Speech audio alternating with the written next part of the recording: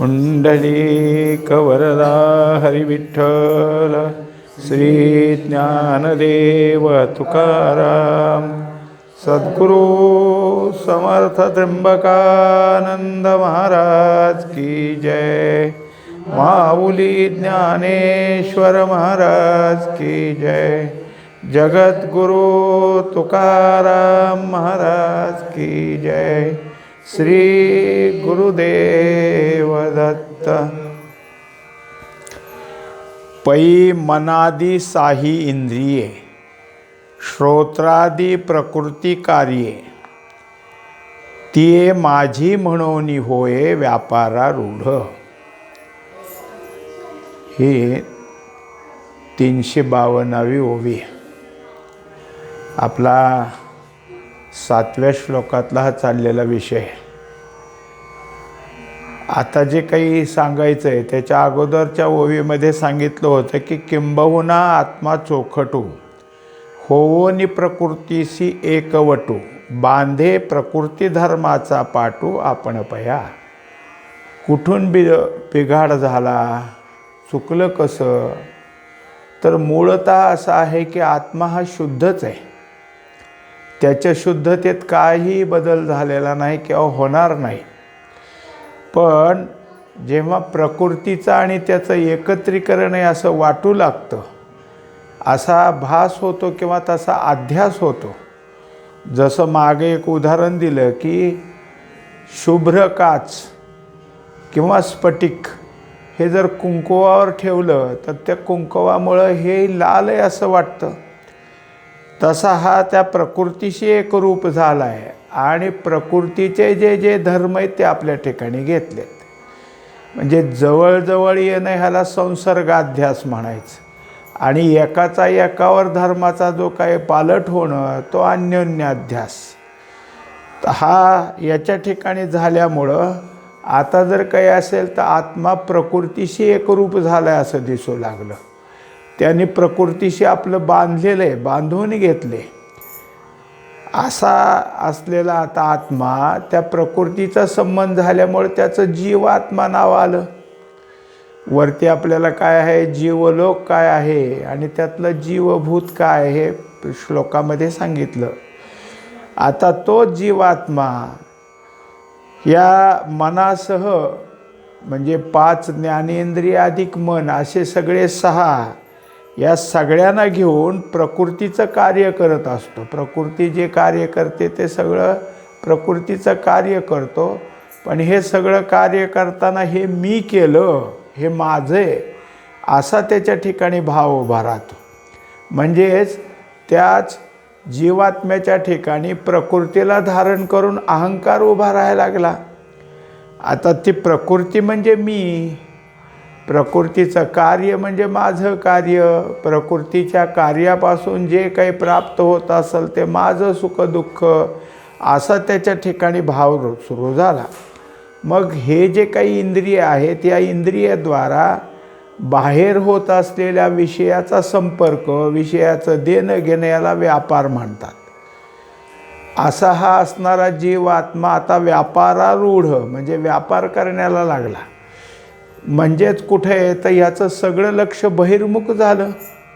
बाहेर बाहेर बाहेर जे असेल ते बाहेर, कारण इंद्रियांची तोंडच बाहेर आहेत ना। आणि विषय इंद्रियाच्या पुढे सगळ्या जगतात भरलेले आहेत। त्या त्या विषयाकडे जाणारं जे जे इंद्रिये आपला आपला विषय प्राप्त करण्याकरता मनासह आणि या जीवात्म्याच्या कर्तृत्व भावानं, अहंकार भावानं सगळं कार्य करत असतं। जैसे स्वप्नी परिव्राजे आपण पया आपण कुटुंब होईजे मग तयाचे निधाविजे मोहे सैरा। आता माऊलीने एक काय केलं आहे की आपल्या पुढं असं दृष्टांत मांडला आहे की कोणी एक संन्यासी, त्याचा संन्यास घेऊन सुद्धा बरेच दिवस झालेले आहेत। तो काय असा नवीन संन्यासी नाही, दीक्षा घेऊन तो परिपक्व झालेला आहे। पण हा संन्यासी झोपलो असता त्याला झोपेत स्वप्न पडलं आणि स्वप्नात त्यांनी लग्न केलं। लग्न नुसतं नाही, त्याला मुलं पण झाली। आणि मग हा जो काही त्यांनी सगळ्या मुलाबाळासह मांडलेला संसार आहे त्यात काय काय कमी पडतं ते सगळं आणायला त्याचं सुरुवात झाली. म्हणजे काय आहे की एकदा का संसाराला सुरुवात झाली की प्रत्येक गोष्ट नेहमी कमीच पडते आणि घरातली बाई नेहमी त्याला हे आणा ते आणा सांगतच असते आणि हा धावत असतो. मग हा सुद्धा आता तिथं धावू लागला, कारण त्याचं लग्न झालं आहे, त्याला बायको आहे, त्याला मुलं आहेत आणि त्याचा सगळा संसार आहे. हे सगळं त्याचं धावणं सुरू झालं. मोहे सैरा, कारण कोणाला काही कमी पडू नये. एखाद्या पोराला कमी पडलं तर मग कसं आहे, हा त्याच्याजवळ मोह आहे. हे मुलगा, हे मुलगी, हे बायको, हे सगळं माझं, हे घर माझं, ह्या जो काही माझेपणा निर्माण होणं हा मोह. आणि हे त्याचं सगळं काय आहे, धावाधावही सुरू आहे. पण हे सगळं चाललं आहे कुठं? त्याच्या स्वप्नात. आहे खरा कोण? तो संन्यासी. संन्याशाच्या संन्यासपणाला बाद नाही, पण स्वप्नात मात्र तो संन्यासी नाही ना. स्वप्नात तो कोण आहे? गृहस्थाश्रमी. मग त्या गृहस्थाश्रमी घेतलेल्या भावनेतून त्याचा जो काही सगळा ग्रहाचाच व्यापार चाललेला आहे, तसं ह्या आत्म्याचं हे एक स्वप्नच आहे. आणि तो प्रकृतीशी संबंध करून प्रकृतीभावानं प्रकृती आणि मी एकच आहे असं धरून सगळे जे काही व्यापार करू लागलेला आहे. तैसा आपुलिया विस्मृती, आत्मा आपणच प्रकृती सारिका गमवणी पुढती ती सीच भजे. आता या ठिकाणी इतकं त्याच्या ठिकाणी दृढत्व आलं आहे प्रकृतीचं, जीवात्म्याच्या ठिकाणी, की प्रकृती म्हणजे मी. प्रकृतीमुळं माझं आहेपणा आहे, प्रकृती आहे म्हणून मी आहे, असं त्या जीवाच्या ठिकाणी इतकं झालं. प्रकृती म्हणजे देह, देहाचं आणि माझं इतकं एकोप आहे की देह म्हणजे मी आणि त्या देहाचं जे काय असेल तेच. मग त्याचं जे मूळ स्वरूप आहे ह्याचं काय झालं, विसर पडला. त्याच्या ठिकाणी तैसा आपुलिया विस्मृती, आपण खरे कोण आहोत हे गेलं विसरून. आणि याच्या मागे मागे मागे जे काही धावणं सुरू झालं, त्याप्रमाणे जसं जसं प्रकृती म्हणेल, जसं जसं प्रकृतीची गरज असेल, जे काही प्रकृतीच्या ठिकाणी आहे त्या मागण्या परिपूर्ण करू लागला. आता एक असं आहे की प्रकृती ह्याच्या सत्तेवर विषय भोगते आणि हा तिला भोगतो. म्हणजे ह्याच्या ठिकाणी काय आहे, प्रकृतीचं प्रियत्व आहे आणि प्रकृतीला बाहेरच्या सगळ्या असलेल्या जगातल्या विषयाचं प्रियत्व आहे. प्रियपणा विषयाचा आहे, प्रकृतीला ह्याचा प्रियपणा नाही, पण ह्याच्या सत्तेचा भाव घेऊन प्रकृती सगळं जर काही असेल तर उठाठेवी मांडते. या जीवात्म्याला तू खरा कोण आहेस ह्याचं कधीच आठवण होऊ देत नाही. ती जी विस्मृती, ती विस्मृती कायम ठेवायची. त्याच्या ठिकाणी मी खरा कोण आहे हेच त्याच्या ठिकाणी आठवणीत येऊन नाही दिलं म्हणजे मग प्रकृतीचं आपलं जर काही असेल तर व्यवस्थित चालतं. एवढी खबरदारी घेतली. आता कसं आहे की कोणी एक जीव, तो देह आणि त्या देहाचे हे सगळे व्यापार आहेत, एवढं नाही तर सर्व सगळे आहेत ते देही, यांचं सगळं हे सगळं सांगितलेलं आहे. आता ज्याच्या ठिकाणी त्या देहातल्या या विषय भावनेला त्यागभाव निर्माण होईल, नको नको निर्माण होईल, त्याचा आत्मा, त्याचा जीव ह्यातनं मुक्त होईल. बाकी आहेत ते आहेच, ते जे त्या वाटेला चालले ते आहेतच. फक्त ज्यातनं काय आहे चूक, जो त्यातनं शहाणा होतो तोच तेवढा बाजूला निघतो. मनाचा रथी वळगे श्रवणाच्या द्वारे निघे, मग शब्दाची या रिघे राना माझी. आता सगळे व्यवहार कसे होतात, काय काय घडतं हे मांडण्यास सांगितल्या. एक तर काय आहे की कोणती तरी इच्छा निर्माण झाली की त्या इच्छेचं जे काही परिपूर्णत्व आहे ते मन आपल्या ठिकाणी जबाबदारी घेत. मग उदाहरण त्याला असं दिलं की मन नावाचं एक रथ आहे आणि त्या रथात या सगळ्या मनाचं जे काही असेल तो मन त्या रथाला हाकतोय, म्हणजे चालवणार आहे, तो चालक आहे. आणि त्या रथानं आता कुणीकडे वाट काढली तर कानाद्वारे. काय आहे, कान हे जसं शब्द ऐकण्याचं काम करतात, मग कानाद्वारे बाहेर निघाला, तो कुणीकडे निघाला? शब्दाच्याच अरण्यात निघाला, शब्दाच्या रानात. म्हणजे जे काही असेल ते ऐकणं ह्या कानाचा विषय आहे. आणि ऐकावं ऐकावं असं सतत सुरू झालं. ह्या मनानं कानाद्वारे प्रत्येक जे काय असेल ते ऐकण्यापाठीमागं गेला. आता ह्याच्यात त्या ठिकाणी कोणत्या गोष्टी अनुकूल आहेत, कोणत्या गोष्टी प्रतिकूल आहेत, हे त्याच्या ठिकाणी भेद आलाच. पण जे जे अनुकूल वाटतं तिकडं तरी सारखं काय आहे निघाला. मग कुठं निघाला? जसं एखादं रान आहे, त्याला कुठून कुठपर्यंत जायचं ह्याचं काही नाही. चौफेर जसं काही असतात की त्यांना कळतच नाही आपण कुठं चाललो आहे आणि किती चाललो आहे. त्याला काय आहे? रानभरी म्हटलं जातं. रानभरी म्हणजे हा त्याच्यात काय झाला, भुलला आणि किती फिरतोय ते कळेना. तसं ह्या श्रवणातून शब्दरूपामध्ये सतत सुरू झालं. मनुष्याला कसं आहे, जेवायला बसला, आता पोट भरलं हे तरी कळतं का नाही, आणि बंद करतो. कानाने शब्द ऐकताना आता बाद झाला असं कोण म्हणतं काय कधी? किती ऐकतच राहणं. म्हणून ते त्या ठिकाणी ते काय आहे, रानाकडं निघालेलं आहे. तोच प्रकृतीचा वाघोरा करी त्वचेची या मोहरा आणि स्पर्शाची या घोरा वना जाय. आता जसं आपल्याला काय आहे, वरचं जे काही ऐकणं आणि शब्द हे दोन दाखवले. ऐकण्याचा विषय काय? शब्द. आता त्याच्यानंतर मांडणी काय आहे, रूपक कसं मांडले तर रथात बसलाय आणि हे मन त्या रथातून सगळ्या गोष्टी करतंय. मग त्या मनाने काय केलं, त्या रथाला जे काही घोडे आहेत त्या घोड्यांचे लगाम धरले आणि वळवलं. त्याला आपल्याला पाहिजे आता ह्या रस्त्याने जायचं, मग हा रस्ता आल्यावर वळवलं. तर कोणत्या? तर कानाच्याद्वारे जे निघालं होतं ती वाट सोडली आणि त्वचेच्या रस्त्याकडे निघालं. त्या रस्त्याला त्याने वळवलं आणि तिथं गेल्यानंतर जे जे काही स्पर्श आहे त्या स्पर्शाकडं. मग जे जे मऊ असेल, चांगलं असेल तिकडं.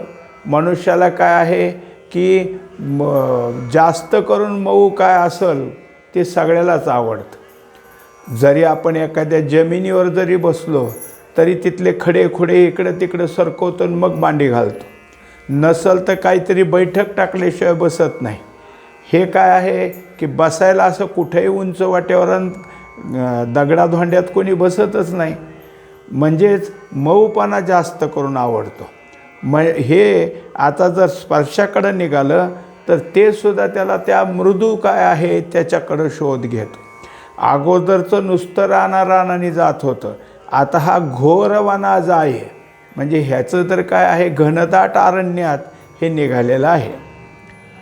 कोणे एके अवसरी रिघोनी नेत्राच्या द्वारी मग रूपाचा डोंगरी सैरा हिंडे. आता त्याच्यानंतर काय आहे, ती वाट सोडली. आता पुन्हा हा रथ कुणीकडं निघाला तर नेत्र म्हणजे डोळ्याद्वारे निघाला. पहिल्यांदा कानाद्वारे गेला होता, त्याच्यानंतर त्वचेद्वारे गेला, आता तो निघालेला आहे डोळ्याद्वारे. आणि मग जे जे काही असेल ते सगळं जेवढं काही असतं ते सगळंच, कुठल्याही गोष्टी असू द्या.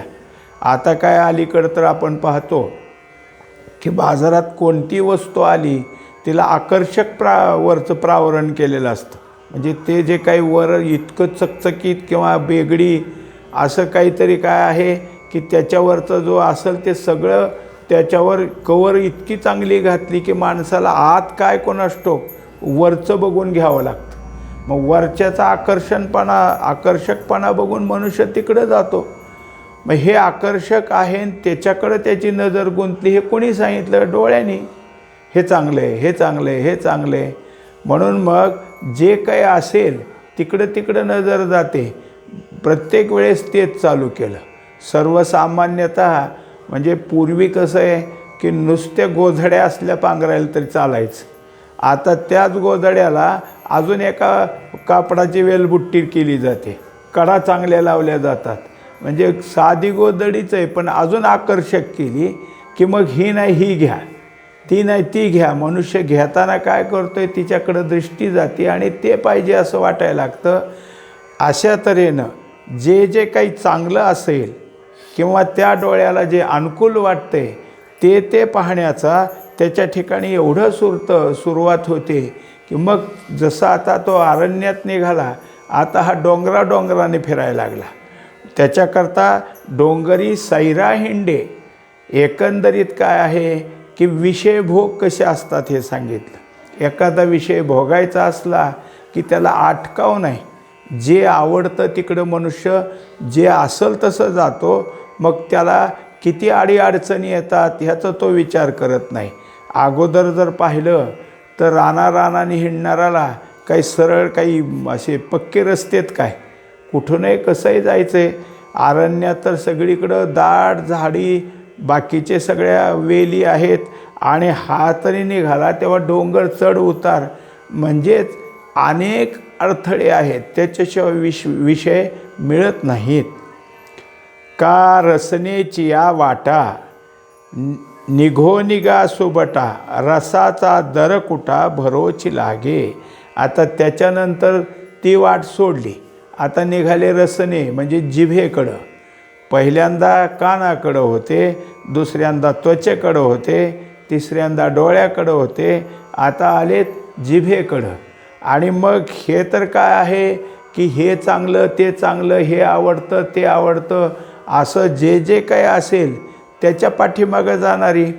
मग जिभेला ज्या ज्या गोष्टी आवडतात ते त्या जिभेचं काय खाण्याची चटक असते.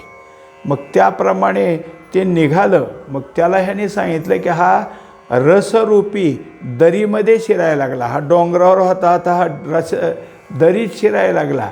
म्हणजेच जितकी काय असेल खोल तितकं प्राप्त करून घ्यायचं रसनेची इच्छा असते. ते रसनेची इच्छा पूर्ण करण्याकरता आणि कधीही कुठंही पहा, मनुष्याला काय एखादी गोष्ट खायची असली तर ती सहजासहजी होत नाही. त्याला लागणाऱ्या वस्तू बाहेरून गोळा करायच्या आणि मग ते अत्यंत काय आहे चिकाटीने सगळा स्वयंपाक करायचा, मग ते खायला मिळतं. आता तसं नाही, बाजारात गेलं की पाहिजे ते मिळतं. हे पाहिजे ते पाहिजे, घरी करून खा असं काही नाही. जे लागल ते सगळं बाजारात मिळत असल्यामुळे ह्याच्या खाण्याच्या ज्या 8 तासाच्या गोष्टी होत्या त्या सोप्या झाल्या. हे पाहिजे म्हणून तर मिळतं आहे बाजारात. किंवा त्याच्यापेक्षा अलीकडं तर असं झालं फक्त तुम्ही ऑर्डरच द्यायची, घरपोच तुम्हाला वस्तू मिळायला लागल्यात. खाणं एकदा इतकं झालं की ते मिळावंच अशा तऱ्हेची इच्छा. म्हणून त्याला एक काय केलं की त्याने असं दाखवून दिलं की हा कुठं निघाला तर दरीत निघाला. खोल असं त्याचं जे असेल ते भोगावं असं त्याला वाटू लागलं. ना तरी येणेची घ्राणे देहेशू करी निघणे, मग गंधाची दारुणे आडवे लंघी. आता हा जो काही जीवात्मा आहे तो रथात बसून निघाला, त्याचा चालक मन आहे. मग हाच आता फिरत वाटा बदलत जसा आला तेव्हा शेवटचं जे काही इंद्रिय ते म्हणजे घ्राण, वासाच्या बाजूला तो निघालेला आहे. आणि तिकडंसुद्धा अनेक प्रकार आहेत. काय असतं, सामान्यतः मनुष्याला इतकं काही नव्हतं, पण अलीकडं बाजारात अनेक प्रकारचे अत्तर, अनेक प्रकारचे वासाचे तेल, अनेक प्रकारचे तोंडाला लावायची पावडर, काहीही कितीही झालेलं आहे. आणि हे सगळं इतकं झालं की त्यामुळं त्या नाक ह्या इंद्रियाला सतत कोणता ना कोणता तरी विषय पाहिजे. काय असतं, मनुष्याच्या ठिकाणी एक असं दिसून येतं नेहमी की एखाद्याने अत्तर घेतलं आणि त्याचं ते पाया आपला काय केला, कानात अडकवला, तर शेजारी बसलेल्याला वास येईल, ह्याचा वास बंद होत, कारण हा लावून ते त्याच्या संवेदना थांबतात. तसं एखाद्या वासाची संवेदना थांबली की मनुष्य दुसऱ्याकडे वळतो, पुन्हा दुसऱ्याकडे वळतो. असा हा सुद्धा अरण्यातच गेल्यासारखा झाला, कारण कितीतरी असे वासाचे प्रकार आहेत आणि तेवढे पाहिजेच असं म्हणणारे काही आहेत, ते त्या विषयाकडे गुंतलेले आहेत. ऐसेनी देहेंद्रिय नायके धरोनी मन जवळिके, भोगी जती शब्दादिके विषय भरणे. अशा तऱ्हेनं हा जीवात्मा देहाच्या संबंधानं, मनाच्या संबंधानं त्याचा नायक होऊन हा काय करतो, तर जे जे काही विषयाचं आहे ते विषय भोगायला जातो.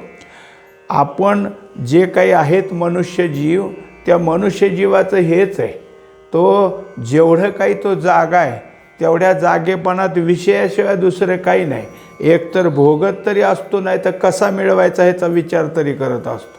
तो विषय कसा मिळेल याचा विचार करतो किंवा भोगत असतो. म्हणून ईश्वराला आपली दया येते. कुठपर्यंत हा असं करणार. ईश्वराने मुद्दाम झोप दिली आपल्याला, आता तरी झोप बाबा, बाद झालं. म्हणून हे इंद्रिये आणि त्यांचे जे विषय आहेत, हे सगळ्या विषयाकडं हा जीवात्मा देह, मन, इंद्रिये याद्वारे धावत असतो. शरीरं यद्वाप्नोति यच्चापित्क्रामतीश्वरः गृहीत्वैतानि संयाति वायुर्गंधानि वाशयात. असे एक दृष्टांत इथं मांडला की जसं फुलाच्या ताटव्यावरून वारा सुटला म्हणजे त्यातल्या गंधाला घेऊन जातो. मग आपण इथं फुलाचं आहे आणि आपण आणखीन दूर असलो तर त्या बाजूने वारा आला तर आपल्याला तिथं वास येतो, कारण या सगळ्या ह्याच्यावरून वाऱ्यानं त्या वासाला घेऊन गेले. तसं या सगळ्या शरीराच्या ठिकाणी जे जे काही आहे ते ते घेऊन निघणारं हे जे काही आहे तो कोण आहे, तर हा जीवात्मा. आणि या उत्क्रमण होतं म्हणजे तो आपल्या शरीराच्या ठिकाणी असणाऱ्या सगळ्या इंद्रियासह मनाला घेऊन या शरीरातनं दुसऱ्या शरीरात जातो. म्हणजे मग त्याचं कसं भोगण्यातनं नंतर मरणापर्यंत कसं आहे, मरण कसं होतं, याचंच सगळं आता मांडणी केली. परी करता भोगता ऐसे, हे जीवाचे तैच दिसे, जै शरीरी का पैसे एकाधिया. हा जोपर्यंत जीव या नावाला आहे तो कुठपर्यंत आहे, तर शरीराचा संबंध असेल तोवरच ना. एरवी आत्मा जो आहे तो आपल्या काय झाला, शरीराच्या ठिकाणी आला म्हणून त्याला काय आत्मा म्हणायचं. बाकीचं कसं आहे, तर सगळा परमात्मा आहे, सर्व व्यापक आहे. सर्व व्यापक परमात्म्याचं अस्तित्व आहे हे कधी कळतं का आपल्याला, कळत नाही. मग तो आहे हे कधी कळालं, आमच्या देहात आल्यावर. देहाच्या अनुषंगानं ते कळालं आणि तोच जीवात्मा झाला. आता शरीरानं त्याला जीवात्मा असं नाव आलं, पण नुसतं राहिलं नाही. त्या प्रकृतीचा धर्म आपल्या ठिकाणी घेतल्यामुळं जे जे इंद्रिय भोगायचे ते मागणी सुरू झाली. मन तिकडं धावायला लागलं की हा करता होतो. मग हे पाहिजे, ते पाहिजे, ते मला मिळालं नाही, ते मिळणार आहे किंवा मिळवायला मी चाललो, हा झाला करता. मग नुसता करता होत नाही, परत आपलं त्यातनं जे काही विषय मिळाले त्याचा भोग घेतो, तो झाला भोगता. करता भोगत्याला काय करतो, जाग करतो, आणि भोगता पुन्हा कर्त्याला जाग करतो. असं अखंड चालू आहे. जे जे भोगलं तेच परत असावं वाटलं की पुन्हा ते करायला भाग पाडतो आणि केलं की भोगावं लागतं. असं सतत जे काय असेल ते सतत चालू असल्यामुळं कर्तृत्व भोक्तृत्व ह्या जीवाच्या ठिकाणी आहे, पण शरीराला धरू नये.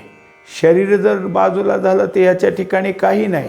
म्हणून शरीर आणि हा जीव आत्मा ह्या दोघांच्या संबंधातून करता आणि भोगता उभा राहतो. जैसा आथिला आणि विलासिया, तैची ओळख होय धनंजया, जै राज्यसेवा ठाया, राज्यसेव्या ठाया वस्तीसिये. आता त्याला उदाहरण दिलं की जसा एखादा काय की राजा आहे किंवा राजपुत्र आहे, ते त्याचं श्रीमंती, त्याच्या भोगण्याचे विलास हे सगळे कसं आहे की ओळखायला येतील. तो राजा त्याच्याप्रमाणे काय श्रीमंतीच्या थाटात असेल, त्याच्या ठिकाणी म्हणजे अशी एक कल्पना करा की तो राजा झोपलाय, असं पलंगावरती झोपलाय आणि त्याला या अंगावरून या अंगावर व्हायचं आहे. तो दासाला सांगत असेल, कर रे मला इकडं, परत म्हणत असं आता या अंगावर कर. करत तो राजा आहे, त्याला दासीकडून काय काय सेवा करून घ्यावं वाटेल ते करणार. हे त्याचं काय आहे, एक तर संपत्तीचं लक्षण आहे आणि दुसरा त्याचा तो विलास आहे, म्हणजे त्याला जे पाहिजे ते कशा प्रकारे भोगावं. एरवी काय आहे, मनुष्य सामान्यतः भोगतोच, पण कोणत्या प्रकारचं खावं हा विचार आला की ते विलासीपण झालं. हेच खावं असं काही नाही, आपलं पोट भरायला खाल्लं म्हणजे ठीक आहे, ते नाही हेच पाहिजे असं होत चाललं की तो विलासी भाव झाला. आणि हे जिथं दिसतं तिथं काय आहे, त्याच्या ठिकाणी अशा तऱ्हेचं कुठलं तरी उच्च पद आहे, राजा आहे म्हणून हे सगळंच तिथं दिसतंय. ह्या सगळ्या गोष्टी कशा आल्या एकमेकाला संबंधित, राजाच्या ठिकाणी श्रीमंती दिसते आणि विलासही दिसतात, तसं ह्या शरीराच्या ठिकाणी हालचाल आणि उपभोग न दिसायला लागलं की हे जीव आत्मा आहे म्हणून हे सगळं होतं असं कळतं. तैसा अहंकर्तृत्वाचा वाढू का विषेंद्रियाचा घुमाडू, हा जाणीजे तै निवाडू जै देह पावे. एकंदरीत त्याच्या ठिकाणी एकदा देहाचा आश्रय झाला की हा जो आहे तो देहाच्याच असलेल्या असलेपणाला अहम धरतो. म्हणजे देह मी, कालच आपलं झालं की तै अज्ञान एक रूढे तै विकल्प कोहम विकल्पाचे मांडे. आणि मग विवरोनी पुढे देह मी ऐसा म्हणे.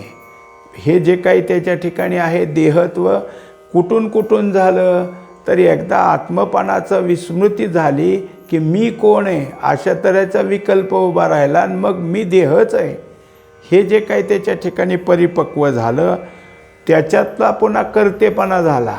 मग अहम यातून कर्ता झाला, वाढत चालला, तो परिपक्व झाला. मग या कर्त्याचा उपयोग काय नाही, विषय आणि इंद्रिये ह्यांचा धुमाकूळ चालू केलेला आहे. आयुष्यभर मनुष्य जर काही असेल तर कोणी कोणाला म्हणलं हवं काय ह्याने किती कमाई केली, कशावरून धरतात त्याच्याकडे विषय कोणते कोणते भोगायला आहेत आणि कोणत्या कोणत्या विषयामध्ये तो पारंगत झाला हेच त्या ठिकाणी दाखवलं जातं. विषय आणि इंद्रियाचा त्याच्या पुढं अहंकर्तृत्वाच्या पुढं धुमाकूळ चाललेला आहे. हे सगळं करण्याकरता त्याला देह लागतो. देहाच्याच संबंधातून हे सगळे त्याचे असलेले आयुष्यभर खटाटोपी चाललेलं असतात. अथवा शरीराते सांडी तरी इंद्रियांची तांडी, हे आपणपया असवे काढी घेऊन जाय. पण ज्या वेळेस देह पडतो त्यावेळेस हे इंद्रिय मनासह त्याचा तांडा हा घेऊन पुढं काय आहे पुढच्याकडे जातो. देह आहे तर हितले भोग, हितला भोग संपला, त्या देहाचं आयुष्य संपलं की देह पडला की आतलं कुठं थांबतंय, ते इंद्रिय मनासह पुन्हा बाहेर निघालेलं आहे. जैसा अपमानिल्या अतिथी ने सुकृताची संपत्ती का साईखडे याची गती सूत्रतंतू. तर तसं उदाहरण दिलं आहे की जसा एखादा अतिथी आहे आणि तो तुमच्या दारात आला काही मागायला आणि तुम्ही त्याला दिलंच नाही, नुसतं दिलं नाही, काहीतरी त्याचा अपमान केला, तर तुमचं पुण्य घेऊन जातो तो. तुम्ही त्याला काय वाढलं नाहीच पण तो तुमचं पुण्य घेऊन जातो. किंवा दुसरं उदाहरण दिलं की दोरीवर भावल्याचा खेळ असतो, पण दोरी तुटली तर बाहुली काय करणार आहे, बाहुली स्थिर झाली. नाना मावळतेनी तपने नेईजती लोकांची दर्शने, हे असो धृती पवने नेईजे जैसी. आता त्याच्याकरता अजून उदाहरण दिलं की सूर्य मावळला की आपल्या डोळ्याला अंधारच येतो, म्हणजे काही दिसत नाही असं होतं. मग त्याच्याकरता आपल्याला दिवा तरी लावावा लागतो, हातामध्ये बॅटरी घ्यावी लागते किंवा विजेचं काय असेल ते, कारण त्याच्याशिवाय दिसणार नाही. अगोदर दिसत का होतं तर सूर्य होता म्हणून, सूर्य मावळला की दिसणं थांबलं, मग डोळ्यालाच अंधार आल्यासारखं झालं. तसंच हे जे काही आहे वायू हा काय करतो तर सुगंध घेऊन जातो. हे झालं मांडणी. पण ह्याच्यासाठी असं सांगतात की सगळी इंद्रिये त्यांच्या विषयाच्या वासना त्या सगळ्याबरोबर घेऊन मनात जातात आणि मन काय करतं तर मन पुन्हा या इंद्रियाच्या गाठोड्यासह वायुरूप होतं आणि मग आपल्या प्राणाच्या ठिकाणी येतं आणि मग आपलं प्राणोत्क्रमण होतं. मग प्राण जातो, मग त्यातले जे काय वासना आहेत त्याप्रमाणे पुढचा देह प्राप्त होतो. तेवी मनःशाष्टायया इंद्रिया ते धनंजया देह राजूने देहापासून गेला. एकंदरीत काय काय झालं, जे जे आयुष्यभर भोगलं त्या विषयाच्या वासना मनाच्या ठिकाणी गेल्या, मन वायुस्वरूप होऊन प्राणाच्या ठिकाणी गेलं आणि प्राण निघून गेला. मग दुसऱ्या देहात तो प्राण स्थापित होतो, कारण त्याच्या वासना जे त्याला भोगायचं आहे त्या भोगायच्याच ठिकाणी जातात, त्या देहात ते जातात आणि तिथला त्यांचा भोग सुरू होतो. अशा तऱ्हेनं कसा ह्याच्यात गुंतला आणि देहाबरोबर कसा निघून गेला, कसं त्याचं मरण आलं, हे सगळ्या गोष्टी सांगितल्या. पुंडलिक वरदा हरी विठ्ठल श्री ज्ञानदेव तुकाराम सद्गुरु समर्थ त्र्यंबकानंद महाराज की जय. माऊली ज्ञानेश्वर महाराज की जय. जगद्गुरु तुकाराम महाराज की जय. श्री गुरुदेव दत्त.